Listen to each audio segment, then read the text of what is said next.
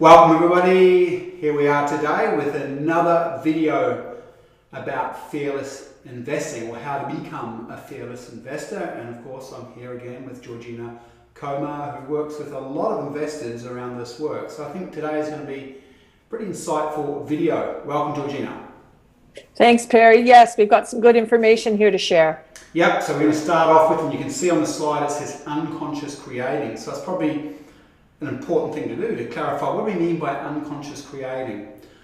Well, the first thing we want to say about being unconscious, it means that it happens without awareness. So unconscious creating is creating results in any area of life, but specifically as an investor with investments.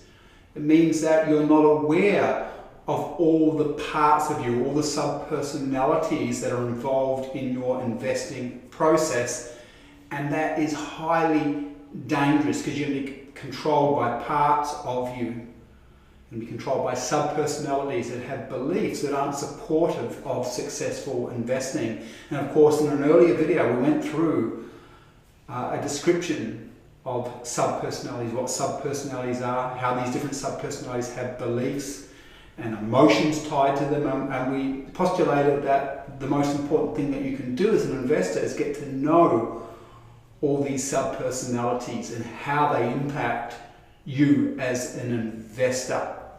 So when you do that, you become what we call a conscious creator, meaning that you're very aware of all the different parts of you and how they impact you as you invest right in the moment.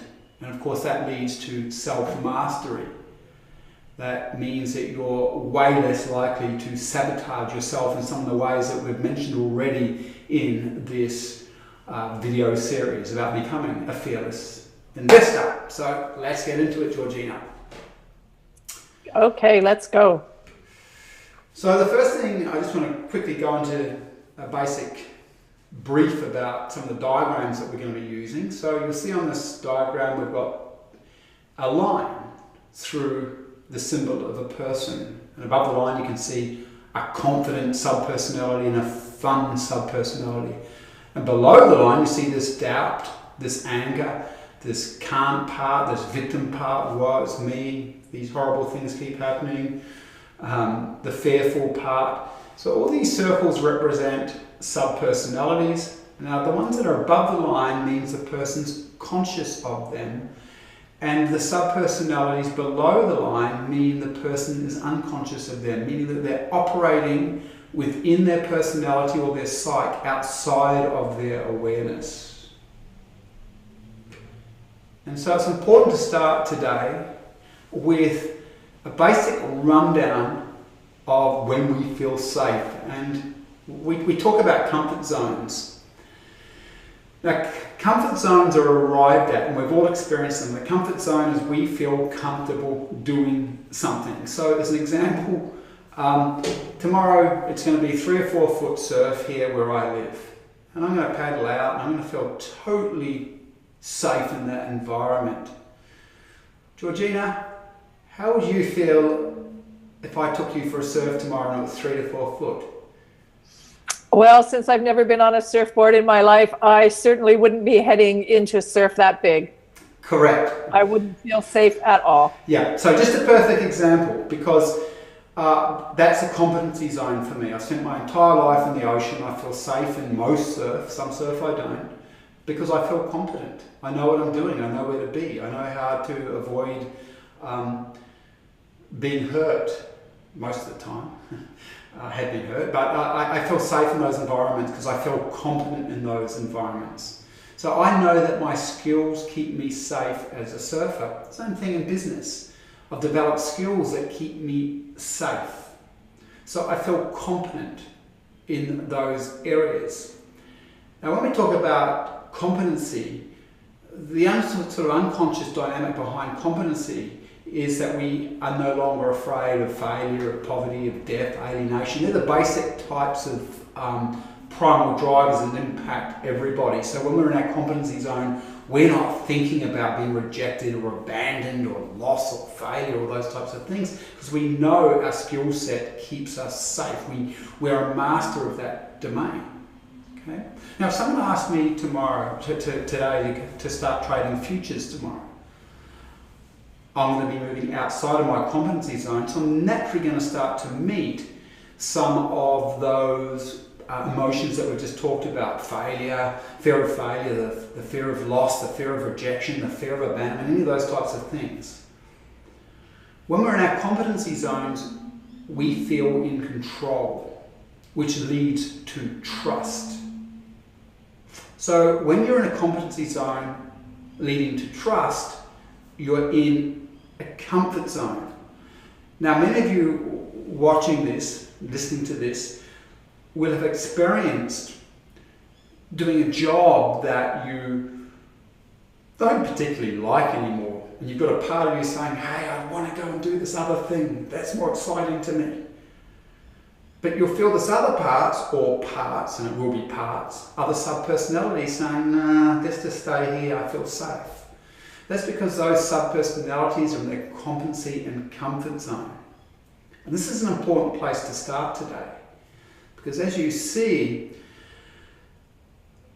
if you're an unconscious creator, the moment you step outside of a comfort zone or a competency zone towards what you want, if you're unconscious, you're going to be controlled by emotions that you're not even aware of.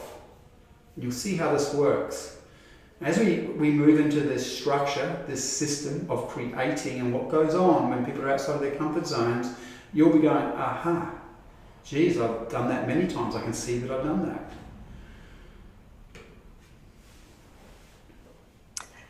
Yes, so what happens when you are in your comfort zone, you trust, and in your competency zone? Well, when you're in your comfort zone, you can actually avoid consciously meeting and feeling the counterproductive beliefs and their uncomfortable emotions.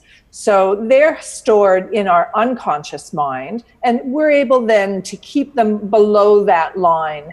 When we're in our comfort zone, when we're trusting what we know and we're feeling competent, we can perform from the subpersonalities that are in our conscious mind, and they actually can help us to keep the parts that are a bit frightening or in our unconscious mind below the line. So that's something that when we're in that comfort zone, we can consciously avoid those uncomfortable feelings. Yeah, and Georgina, one of the things that I've noticed is that working with people over the years, people will go as far as denying or even ignoring what they love or what they really want because they are afraid of hopping outside of competency zones and meeting those emotions that belong to the subpersonalities that are now on the unconscious level.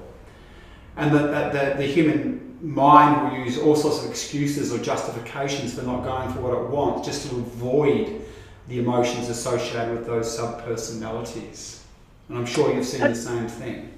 That's right, Perry, because actually what's been happening all along is those subpersonalities have been kept below the line or from the unconscious mind as a way of protecting us. So it's very, very normal and natural that when we first start doing this kind of work, that there'll be subpersonalities that will be below the line that will prevent us from doing what we want to do because of the safety involved in not stepping out of that comfort zone. Great, thank you. Now what typically happens, and we sort of just touched on it a little bit, because all human beings have a growth urge, and everyone watching this will relate to it. You know, you're in your competency zone and, you know, it's sort of getting a bit boring. You've done something for years and you can feel a part of you going, hey, I want something new and exciting. Well, that's a part of you, a subpersonality that's saying, hey, I'm sick of doing this. I want to go and do this stuff. So in this particular example, let's just say this particular person's been in a job They get paid for it. It's provided them with financial security. But they're a bit bored with that work. And the achiever part comes out and it says, hey, you know what? I want to go and create financial freedom because it'd be a bit more exciting.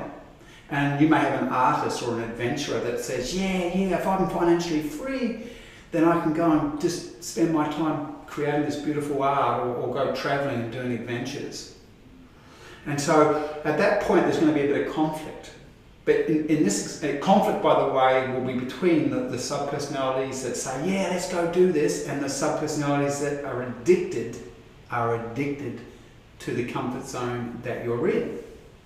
Let's just imagine that, here you are, you start to go, okay, well, I'm going to do this, I'm going to do it, and you go and you join Results as an example, Results Property Mentoring, and you start to learn new things.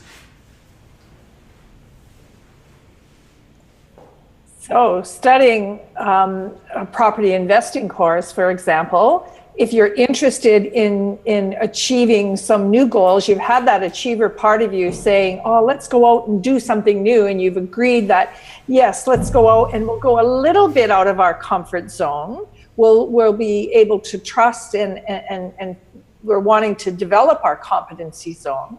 So we'll learn some new skills. We'll take on some new challenges. But we're going to have to work hard because this is an area that we aren't well accustomed to working in. So there's going to be lots of new information coming up for us. And so some of those subpersonalities that were below the line are going to start to come up into our conscious mind, as this diagram indicates. There's some doubt that's going to come up because we've never done it before. And there might be a part of us that says, we can't do it because we never have. But that's just the beginning of when we start coming a bit out of our comfort zone, and we have to be prepared for that. Yeah, because we start to feel some uncomfortable emotions at that point. So as an example, here you are, you're still working 40 or 50 hours a week in your job, and you're coming home at night and you're studying how to invest effectively and properly. And on the weekends, you're going out to look at properties. And of course, at that point in time, you're going to suddenly meet these parts you've never met before, because all of a sudden you're working really hard, you've got to sacrifice something, and so you might meet a part that comes out of the unconscious and says, hey, I'm sacrificing too much. Georgina's already mentioned the parts that might say, hey, I can't do this, or self-doubt. You might meet this other part that says, hey, I want to go to the pub and have fun, or I want to go and play with my kids. And because of the study that you're doing, it's drawing this part out, going, hey, and it wants to stop, it wants to go back to the old way of being. But at this point, it's not going to be too uncomfortable for you, but as Georgina quite rightly pointed out, you'll start to meet some of these other sub-personalities arising because you're a bit out of your comfort zone. And also you might be pushing other people who are around you, who are part of your life, out of their comfort zone. So they may be wanting to pull you back into your previous comfort zone and not move out into this uncharted territory.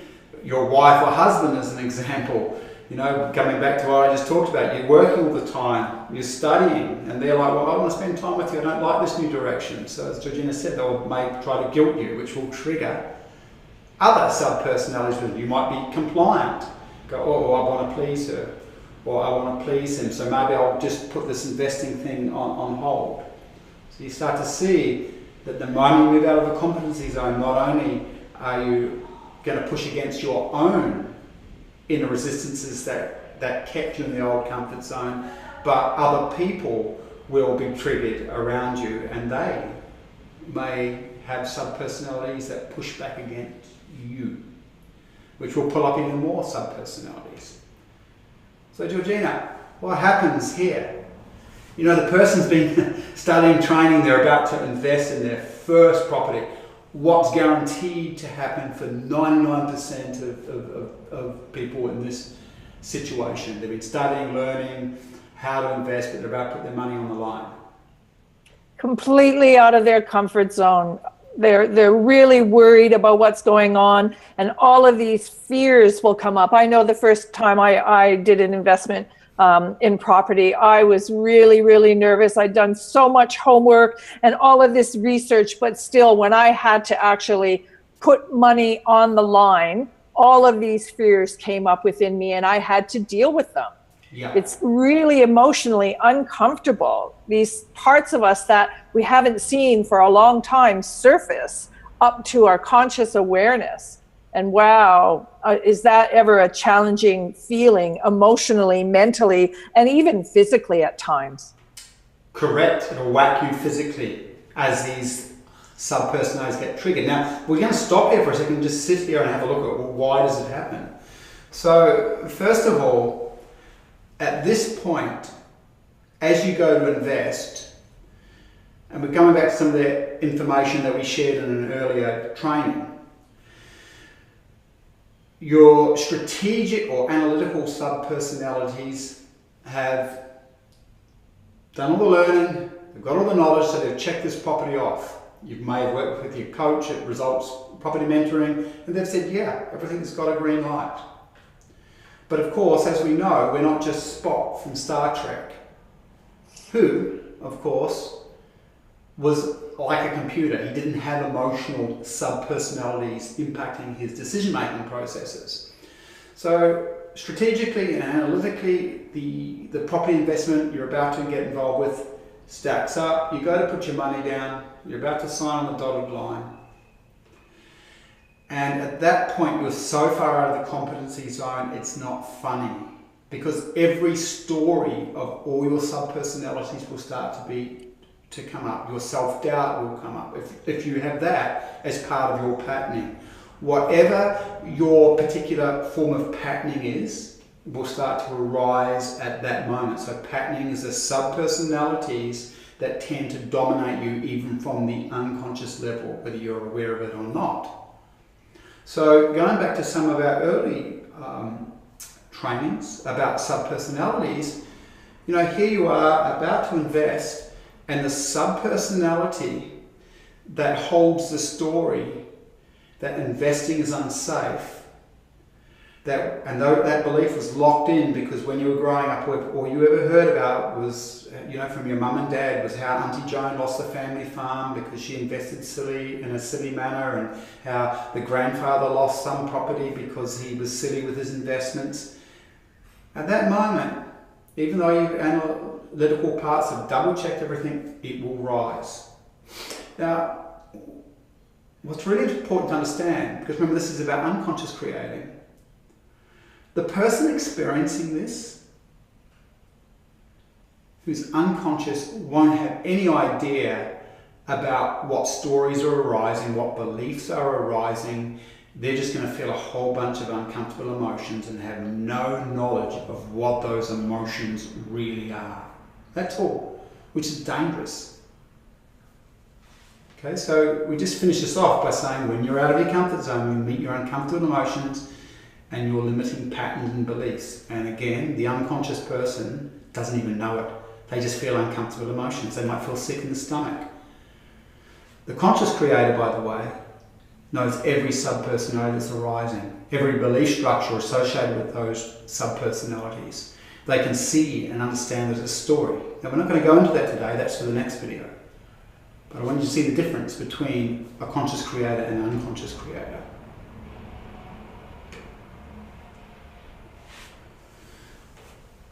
Now, what happens for most people when these unconscious, the unconscious dam breaks and these sub-personalities start to arise?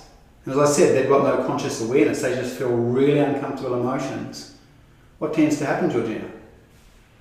Well, you know, those feelings that are so uncomfortable, most people aren't able to handle them, so they'll back away, they'll pull away, they'll stop taking action. It really, when this discomfort arises, it really triggers these unconscious beliefs and emotions, and we'll find other things that we believe are more important.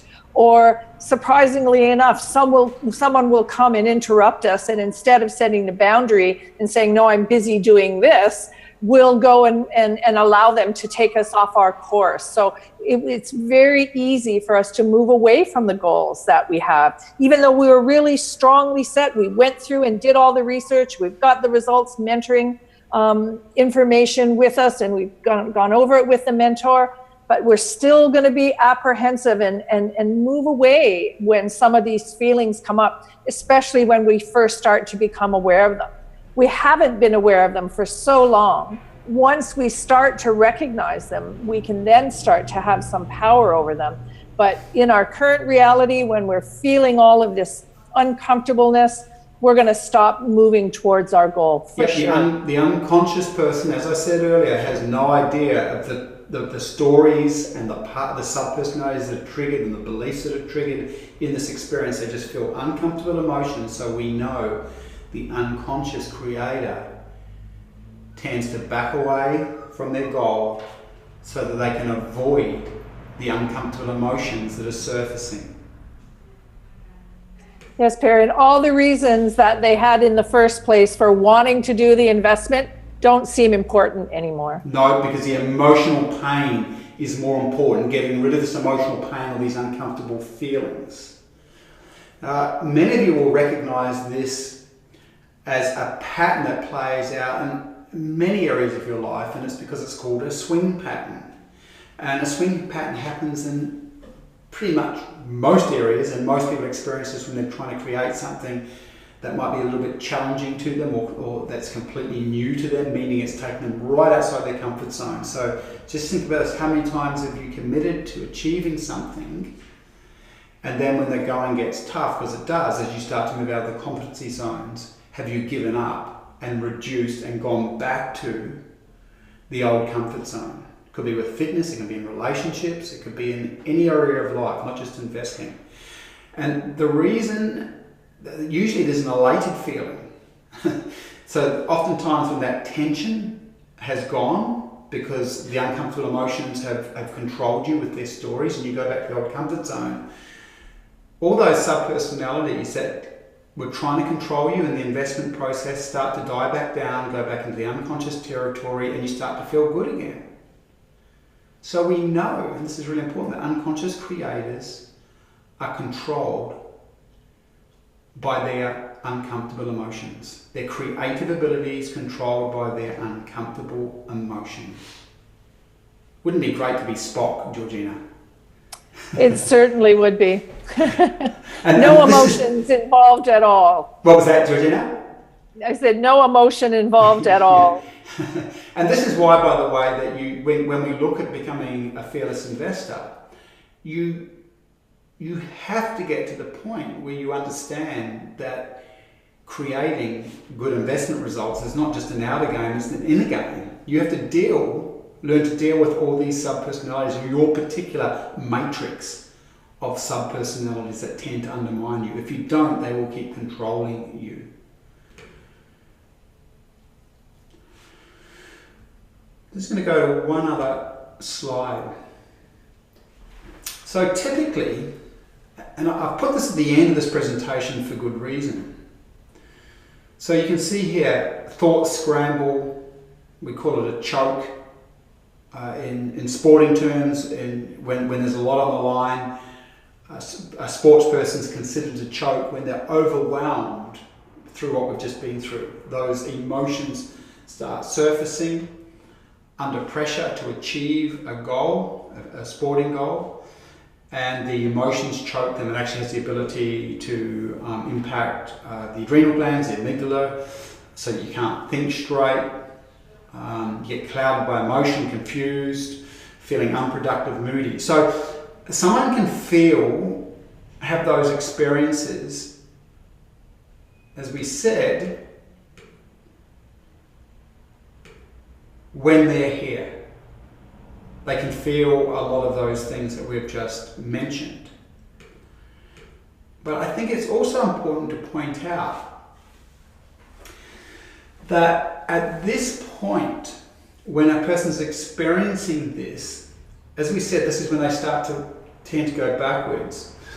But I also want to say that people that procrastinate or don't go at 100% towards their investment goals, or who lose focus, and you can see that those three things, losing focus, getting busy with other stuff, or procrastinating, they're all behaviors that we use to avoid feeling these feelings, to avoid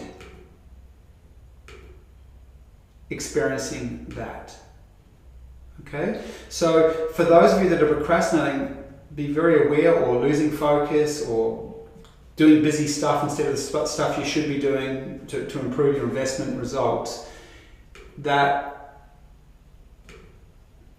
those behaviors are simply a way of you trying to protect yourself from experiencing this.